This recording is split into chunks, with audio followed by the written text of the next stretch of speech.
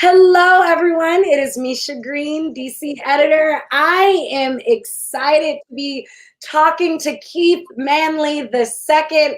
He has done a lot of amazing things, but we're going to talk to him about specifically today his new book, Life is Just a Walk Within. I just have begun reading it and am really, really inspired. And I know that you guys are going to be too, based off of this conversation and the work that he's doing. But y'all know the drill. Before we even get into the nitty gritty of the interview, I have to do my part and share the live. And because y'all are watching and know what I say, that sharing is caring, you need to share that live too. So go ahead and share that live. And then we will get it popping. How are you today, Keith? I cannot complain. It's we almost made it to Friday. So it's a nice day here in Charlotte. I'm just getting back from the gym, so I'm feeling good. I'm feeling good today. It's good to meet you. It's wonderful to meet you. Okay, so I'm a gym rat, a workout head myself. What's your favorite exercise in the gym? What was your focus today? There's nothing about the gym that I enjoy. You're an athlete. I know. Of course. Listen, I played ball in college. I played, at a Division I school. I was fortunate enough to get a scholarship coming out of high school. And I told myself after I was done, I would never be back to the weight room. But then, you get older, your metabolism starts slowing down. So I ended up back there. I still don't enjoy it, but it's like a necessary evil right now. So I go in there and I just, I think today was a chest day. So we're doing, bench press and all that good stuff. But it's not my favorite place to be at all. Okay. Well, I will take it. I am shocked. But I will take it because now I've seen you on social media. You have your flow, you have your process, and it doesn't look like you're not enjoying yourself, which I think is you gotta make it look like that just because I'm trying to motivate other people to do the same thing, but it is not my favorite. It's just something I know I have to do, and it makes me feel better. Once I get done, once I leave the gym, that's when I feel great. I know you know what I'm saying. I talk about it all the time. I'm a Zumba instructor, so I like the importance of endorphins always. And I teach Zumba at 6 in the morning, and people are always like, I can't wake up that early. And I'm like, but you would enjoy the rest of your day so much more. You seem like you are a morning person. Are you like as soon as you get up, you ready to go? No, admittedly, I'm not. I am not. Look, God has forced me into, being a morning person with the opportunities that he has presented, but I am not. Catch me at 2 in the afternoon, 1:30 now. But no, I'm not a morning person. But I make it work. You would not know in my 6 a.m. Zumbas. It's about the energy. You bring the energy, especially as a Zumba instructor. You have to bring energy every day. So yeah, that's exactly. fun. Exactly. Oh, okay, so Keith Manley. Many of you guys know him from Married at First Sight fame. We saw him get married on television in Charlotte to a wonderful woman, Iris, and we watched their journey, and really, I think fell in love with these two humans as individuals. And we know ultimately they did not choose to stay together, but I think there were so many lessons in watching your journey. And now you have Life is Just ellipsis Walk Within, which I really, really enjoying. Tell us about your trajectory, and then we'll get into the nitty gritty of the book. But from Married at First Sight, it airs. You're suddenly way bigger celebrity than you were even before as a college athlete, into writing this book. What was that trajectory? Man, so it's crazy that you asked, because I honestly have no earthly idea how we've gotten here. From doing a reality television show, which I've never been a huge fan of reality TV. It's not something I just pay attention to. I don't really watch a whole lot of television, but the opportunity, the experience that I was able to have, being married to a stranger was, clearly it's like changed my life. And not just from a social standpoint, but just, I think I've learned a lot from the experience. And, it can teach you so much about yourself at the same time. It's like, if you don't pay attention to what you have going on, or things about yourself, I don't know what you're doing, because you're missing a really big opportunity. And, from going to the show and going, finishing up with the show, going basically straight into, this lockdown with COVID, it gave me a whole lot of time to unpack a lot of the things that I hadn't really been able to deal with, or dealt with, following the show. I had, as I lost my grandmother in the process, in the middle of filming, which, I hadn't really gotten a chance to step back and really kind of unpack because of everything that was going on. So it really helped me to just like slow down for a little while and just get into my own head for a little bit. That makes a lot of sense. And I love the processing that we see and experience you having in the book. You talk, of course, about the loss of your grandmother and the major impact that had on your life, and the inability to process it, as you're being filmed almost 24/7. But you talk about your relationship with your father, which I really was fascinated about, and just, how he was, you didn't necessarily appreciate the man that he was growing up, but you are the second. You carry his name and legacy, and obviously the beautiful tribute and chapter you have to him is a great testament to the man that I think that you are, and who your father is. Can you tell us a little bit about your dad, and why you chose to include that in the book? Yeah, well, appreciate it. I know he'll appreciate you saying that about him. I think, at this point, I'm just kind of trying to do my best to make sure that he doesn't regret giving me his name. But yeah, this is a guy that I've looked up to for so long, and growing up, he had to be he was the disciplinarian. He was the guy who was always telling me no, and I never wanted to hear no. And it was like, well, what do you mean no? What? I don't understand. So he was the guy that kind of had to show me that I had to work for whatever I wanted in life, and he taught me humility. And I think this book also gave me an opportunity to really tap into the things I appreciate about him so much. Just being away. At the time I was writing, I was in Arizona, and it was really just a reflection period for me. It just started out as journaling. I was just doing journal entries about things I was thinking about. I was missing them a little bit, so I just started writing about him, and I just started realizing how much of an impact he's played in my life. Just by being present, just by being here. Not only was he just present, but he was such a great inspiration to me. He taught me hard work, and he taught me just that I'm gonna have to get out on my own, and kind of make my place in the world. So I'm just really grateful for him, and I hope that I hope it shows in the book in some way. It definitely does. There's so many fun things that we wouldn't necessarily know about you from what we see on television that is seen in the book.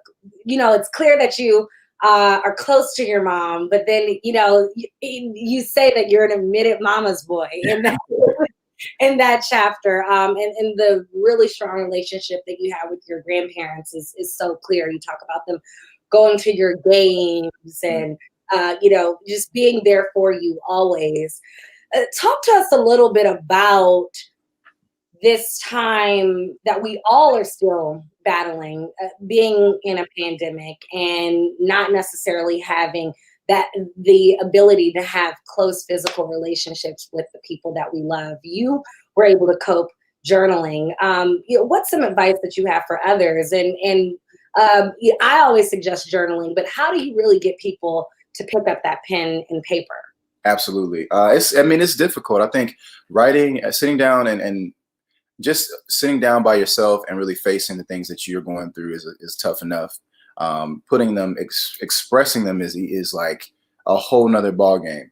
I think the blessing that we got, through, I hate saying it was a blessing because it sounds really weird because it's a pandemic. But the best thing about it was we were able to, if you wanted to, we were able to sit with ourselves and kind of we had time to really think about some things that, maybe uncomfortable, maybe we didn't have time to do or think about while we were, busy working or going out. So this time has really given us an opportunity to really tap in with ourselves. And for me, I read somewhere early on that journaling every day would, kind of help you go, in a process. Like, we dealt with COVID in my family pretty heavy, and which I talk about in the book as well. And there was just a lot going on, and I just needed an outlet to to kind of sort things out. And so I just started writing, and I've been writing for since I was in elementary school. It's nothing new, but I haven't consistently written and like journaled. And it changed everything for me. I learned so much about myself. I learned so much about my relationship with my family and how much how important they are to me. And I think that it really can help people to figure out some things that they really have going on in their life. I really do. I think that I don't know what I would have been doing if I wasn't journaling and writing a little bit about what I had going on during this time. So yeah, I hope that answered the question. It did. And one piece that was particularly inspirational to me, and I actually text someone the quote that you use in the book, because it helped me. It helped me say exactly what I wanted to say a couple weeks ago when I was going back and forth about this notion of privilege, right? Mm. And my thought is that we all have those that do rather have a roof over their head, or can say they got a paycheck on a Friday, Yep. are, whether or not they're broke, sick, lost a family member, have a sense of privilege, was my argument. But you broke it down even better and talked about we can have that privilege, but not be entitled because of gratitude. Absolutely. And I really, really resonated with that this morning. I mean, that is why that person was so offended, because privilege, we go through so much, and it's like, yeah, we do go through so much, but we're not entitled because of that level of gratitude, which was the part that I wasn't able to get out that day. And so, one, I thank you for helping me process as we all are in this journey. But two, talk about how you got to that place. I mean, you've been through so much publicly. How do you keep that level of gratitude in the forefront? That's a good question. I think that a big part for me, and I can always go back to it because I always have gone back to it. I think the biggest privilege for me is the fact that I have family, that I have my family. I think that whatever I have going on in my life, I always have that it's a safety net. It's it's a support system, and I know that I always have people in my corner that are going to support me and root and cheer for me even when nobody else is. And I think that was the biggest thing that kind of gave me the courage to get married at first sight in the first place, was because I knew I had family that was not going to judge me, on that kind of level. They were going to accept me for who the choices that I decide to make, as long as they're positive and as long as they're things that I think will benefit me, that have that may be a good idea for me, and they'll always be there for me. So I think that support has really helped me to step out on a limb with a lot of things, including releasing this book. Because once again, this is not something that they signed up for. My parents didn't sign up to get married at first sight. My brother didn't sign up to get married at first sight. And they didn't sign up to have their business put out in public. So I'm just really grateful for them that they've been able to support me throughout this whole thing. So yeah, I think that is the biggest push for me is my family is kind of the motivator for everything.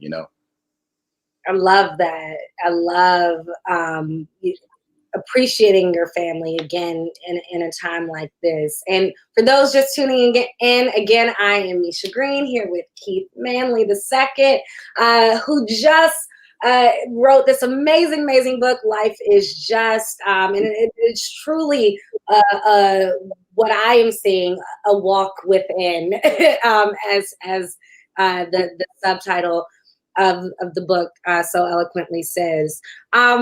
So Married at First Sight, you talked about it. You said that's why your family is the reason why you were able to take such a brave leap like that. Yeah. Your family was the reason why you're able to write such a book like this and to this degree. But that was a major jump. Writing a book is a major jump too, but Married at First Sight. Oh yeah. Is a really big one. Just tell us, what happened when you realized you had this opportunity, and what truly allowed you to take that leap. Yeah. So funny story. You know, I'm based out of Charlotte. I've been living in Charlotte for maybe 4 years now. This was, I think, towards the end of 2018. I was like, you know, deeply involved in my mentorship stuff. I've been a mentor since I've been here in Charlotte. So, with guys for from 12 to 16. These are like my main guys, and it's over about 300 to 350 kids that I've mentored within the last 4 years. And I got a text message on a random day during the week when I was at work with my guys. I got it said something about being a guy being a casting director, and they were looking for they're coming to Charlotte to film a new show, and they wanted to know if I'd ever considered finding my soulmate in a different way. And I'm like, I'm thinking that it's spam. I'm thinking it's like one of my friends joking around. I don't even respond to the text message. So I get home after work. I Google the casting director's name to see if he was legit. Find out he is legit, and I responded back to him and said I'm interested in hearing more about this. He calls me, and he lets me know that it's Married at First Sight, which I had never seen at the time. And he kind of gives me the rundown on the show. After we get off the phone, he's like, we're going to stay in contact. And I start doing my homework immediately. I start going back to find new, old seasons. Like, what is this about? And watching it, I'm like, wow, this is like, this is dead serious. When you think of reality TV, you don't think of, I think of like Real Housewives. I think of like Real World. Like, so I'm like, this is probably not going to be anything that is going to interest me or that my personality is going to shine on. So I don't want any parts. But when I watched it, I realized how serious it was. It's like, this is very serious, and you're really married to this person, and you can really, it really shows you a lot about who you are. When those cameras come on, and when you're put in a situation where you're now meeting somebody for the first time, and they're now your spouse. So yeah, it was crazy. So even during the vetting process, there's I think the vetting process went on for maybe 6 months. The whole time I'm never thinking that it's going to be me. I'm like, there's no way they're picking me for this. There's no way. And because it's like, I think they have like 35 something thousand people that apply for every season. So I'm like, there is no chance that this is going to be, I didn't even think twice about it. But sure enough, March came around in 2019, and, I'm meeting with Pastor Cal. He's telling me that I'm getting ready to get married, and I just have no idea what's going on. And now here we are right now. So it has been the craziest, year and a half that I could ever imagine, honestly.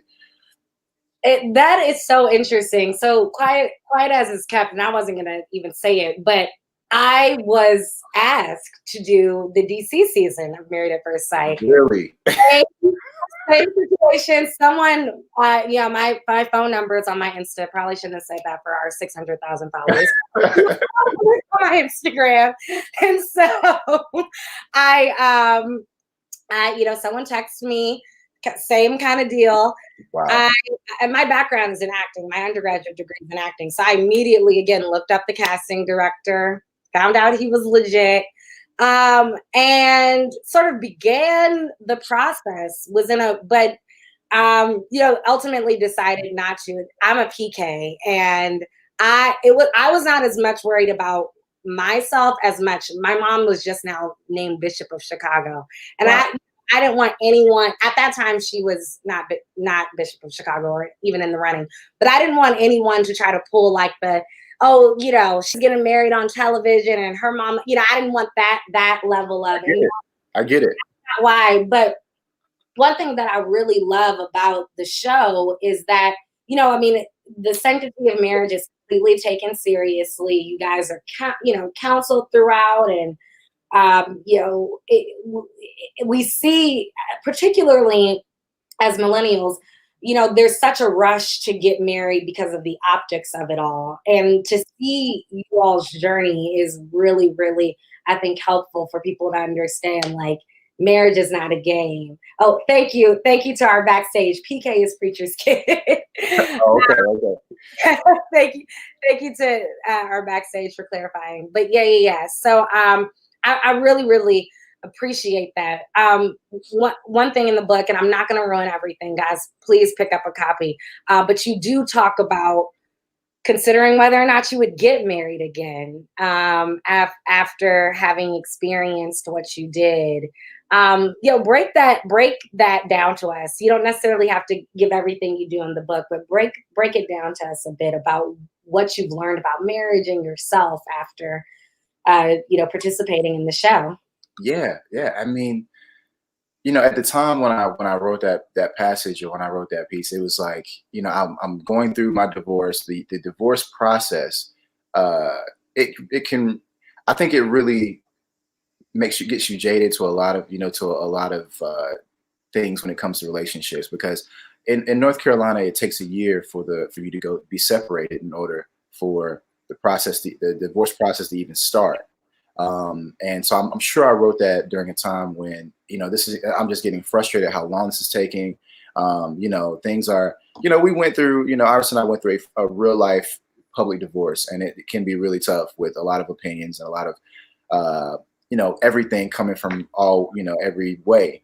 And so, I was at the time, I'm thinking like, I don't know if this is in my future again. I'm really not sure. I think this one, I'm fresh off of being married, and it didn't go well. Uh, I'm not gonna say it didn't go well, but it didn't end up moving forward. It wasn't successful in my eyes, and that can kind of get you a little discouraged. Because I definitely didn't imagine being a divorced man at 29 years old. That was not a part of my future that I could have ever described or imagined. So it's really tough. And also, I think that there's a lot of things I have to work on. Bottom line, I think there's a lot of things I have to do to get better at being a better man, and being a better husband, which is primary. So it's just a lot that I have to sort through for myself in order to be ready, and I don't want to just put that kind of baggage on anyone else until I feel like it's time that way. For sure, for sure. And what has life been like for you, having to deal with so much now in the public sphere? How do you cope on a daily basis? I mean, it's just like, for me, you know, I don't, I try, it doesn't even, I try not to take it too serious, because it just doesn't feel, it still doesn't even feel real. Like, if we're just being honest, it just doesn't even feel like it's a reality. And, and I think that everybody is entitled to their opinions. I think that, you know, I signed up to be judged on the world on a major stage. So I'm just grateful for the opportunity to learn from my marriage and from my experience on the show. I think that it was a challenge that that was put in front of both of us, and we handled it the best we could. And then afterwards, with everything that comes from being on the show, I think it is a challenge as well. And so I just try to take it as something that's kind of pushing me to hopefully be a better person, and kind of put myself in other people's shoes. I think empathy is the best word to use when it comes to the feedback that I get sometimes. It's just like, kind of think, and I think I'm sure I wrote about it as well. But just empathy, there's a lot of people going through a lot of things right now. And when they're watching a show with with this kind of magnitude, you start seeing yourself in it a little bit. And, I try not to take it too serious. Everybody's entitled to their opinions, and I get that. So, yeah. Thank you. Thank you for answering that honestly. I do want to let the people know, and I'm already seeing people commenting in our comment section. So please go ahead and do so. Ask your questions. Now's the time to write it, and I will try to get to everyone. Here's one of my last final questions before I get to the audience, which is, I know mentorship is so important to you. It is your career. And I'm wondering, one, how many of those young people who you mentor watch the show? But two, have you changed your mentorship approach, having experienced all that you have in the past year and a half? It's a great question. To answer your first one, I wouldn't have expected as many guys, because I knew it was going to be on Lifetimes at first, and then went to Netflix. But we did not. To answer your question in short, all of my guys watch the show. All my kids watch the show. I was not expecting it at all. I'm so glad that things. I kind of try to make sure I put my best foot forward, because I would have come off as such a hypocrite had things gone differently, or had I chose to do things in a different way. And I had to hear about it every day. So I'm very happy that they got something positive from it. I get a lot of messages from people saying that they they want it, they're encouraged to show their kids, their sons, our season, and that really, that means a lot to me. That's really inspirational for me, it makes me feel good and makes me feel like I did a decent job at representing myself, and that's the biggest thing. Is I just wasn't trying to embarrass myself or my family, because I wouldn't have been able to live that down. So, and now let's talk about your, the switching up the mentorship style. I can say yes and no. A lot of the questions that I get asked now when it comes to my kids are things pertaining to stuff on the show. And so like the conversations do get a little bit, I don't really talk. I didn't really talk to my guys about like things like sex and like, intimacy and stuff like that. And I like, they want to gear towards that because these guys are getting older and they're getting to high school and stuff. And so I'm having to learn how to maneuver through those kind of conversations and still, still keep it, still try to say it in a way that it's not too vulgar or, it's not too adult.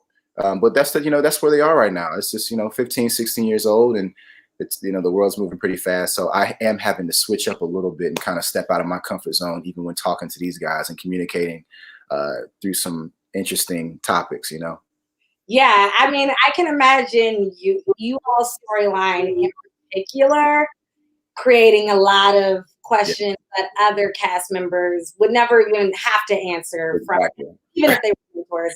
I mean, yeah. Watch the show if you guys haven't. Okay, so let me go to the audience. Rochelle Ellison says, "Hey Keith, do you watch Married at First Sight differently now since you've been on it? If so, in what way?" Rochelle, great question. And thanks for rocking up with us twice today. Rochelle also was watching our other live earlier and asking great questions. So thanks, Rochelle. That's a great question. I honestly, I've never really watched a whole lot of reality TV. I've kept up. My mom does a really good job at updating me on all that's going on the show. So last season in New Orleans, she was letting me know about everything. I do speak to Miles from the New Orleans season pretty often, and just like give him my blessing for him and the way he handled himself on the show. I have not started watching Atlanta yet. I guess it came on last night maybe, so I need to check back in. But it does make me look at the show a little different when I do get a chance to watch, because I realize that there's so much that will never be shown. There's a lot that goes on, and it's just, you're seeing maybe 10% of the full experience of being married to a complete stranger. Yeah. Thank you for that answer, Keith, and Rochelle for that question. Judge Wilbert Chamel says, "My grandson read a portion of your book on Amazon and really appreciated the feelings you shared about your relationship with your brother. Can you share more about how you navigate that relationship?" Great question. Excellent. Thank you so much, Judge. Excellent question. Yes, so that is something that that relationship is something I'm still trying to navigate through. I think you never stop trying to navigate through a relationship with your sibling, which I'm starting to learn. I think we're both going through a lot of different changes. He's a young man and a guy that I'm super proud of, because he is just such an amazing person and a great man he's working himself into being. But yeah, I think it just requires a lot of communication. And as an older brother now, I realized that after writing about these things, I realized how much of a part I play in my younger brother's life that I didn't really understand growing up, because I was so focused on myself. But yeah, I think I'm more conscious and aware of that now, and so I try to check on them and check in with them all the time. Actually, once we finish up, I'm going to probably head over and get lunch with him or something, just because I just want to make sure I'm staying close to him. So he does have some questions about the book and the things that I was talking about in there, because he did not, once I finished with the book, I kind of just gave him a copy and I didn't say anything else about it. I kind of just let him, if he read it. And I think he does have some questions about some of the things I talked about in there regarding our relationship. And, that definitely has me a little nervous, because we're going to do a sit down and have a conversation about it. But I'm willing to answer any questions he has, because he's one of the guys I never want to be dishonest with him. He's my best friend, and he deserves to have, if he has questions, he deserves to have them answered. And I only think it's going to help our relationship in the end. I really do. I don't see it. I think my brother is somebody who respects honesty and respects authenticity. And so, yeah, just communication is something that's huge in all relationships, but definitely the ones with your siblings for sure. Thank you for that. And again, that answer and question touches on so much that we're dealing with today, being in the pandemic, and just trying to keep that open line of communication with the people who you love and who love you the most. Erica Holloman says, "How has being on the show changed?" Oh, okay. Granted, I asked that question and did not see Erica's, but she also wanted to know, how has being on the show changed your approach to mentorship? Yeah. You may have not heard your answer when you answered it to me. So Oh. if you don't mind, can you take it back just a little in terms of how has being on the show changed your approach? Oh, no problem at all. It is, I think being on the show definitely gave me another point of reference when it comes to comes to my guys, because it gave me an opportunity for me to like show improve. I think I talk so much to my kids all the time, and I'm sure they get tired of it constantly. But this was an opportunity for me to kind of, show the things I was talking about. It's like, when they get a chance to see me in real time, handling myself the way I did, I think it really helps them to give me a little. I think I got a little bit more respect from them, because it's not me talking anymore. It's me, them watching it actually happen. And they always say that, with kids, they may not hear everything that you say, but they're definitely always watching what you do. And and my guys, they don't listen to anything I say anyway. So this was like the best opportunity for me to, set an example for them. So I was grateful for that more than anything. Yeah, I have to hear about it nonstop. They never let me live it down, especially because of the social media stuff. Of course. And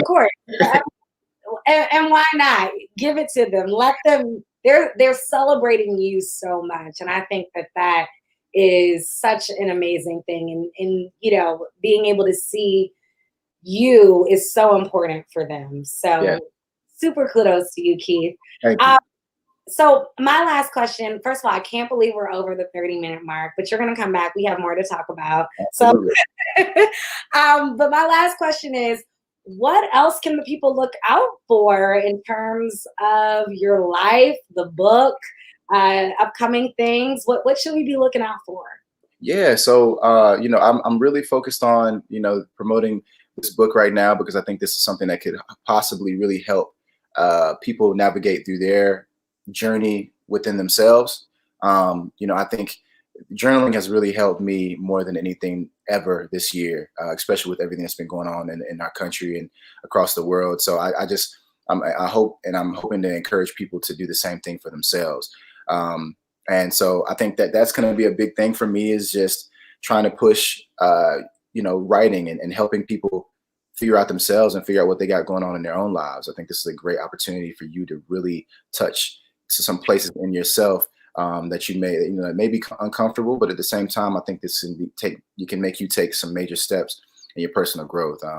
And I'm still working on myself. I don't have everything figured out, so I'm still trying to figure it out myself. And this is one thing that's really, really helped me this year. So I'm really grateful for it.